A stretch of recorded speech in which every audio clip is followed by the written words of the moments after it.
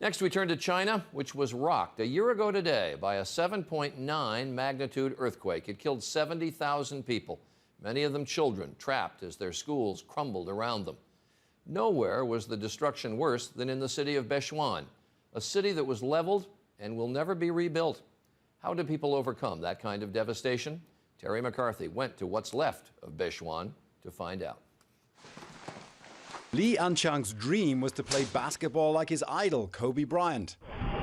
But on May 12th last year, that dream came crashing down when China's worst earthquake in 30 years destroyed his school in Beichuan. Within a few seconds, says the 17-year-old, the ceiling collapsed and my knees were trapped under steel bars. Doctors had to amputate both his legs. Struggling with his prostheses, Li sent Bryant an email, never expecting to hear back. The following week, the Lakers star sent him an autographed basketball. When I got the ball, he says, I was really thrilled. A year later, the scars from the earthquake, particularly in Beichuan, are still very visible.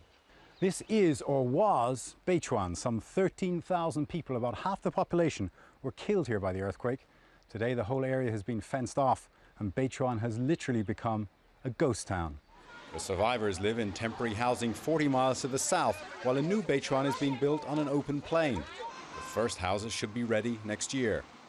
Across the quake zone, 7,000 classrooms collapsed.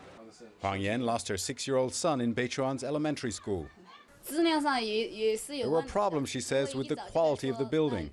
People had been saying it was dangerous. The Chinese government suspended its one-child policy for bereaved parents. Huang is now expecting a baby in July. At least, she says, she has some hope in her heart again. And while Li Anqiang will never be the basketball player he wanted to be, like many of the earthquake survivors, he's learning to make the best out of the worst. Terry McCarthy, ABC News, Beichuan, China.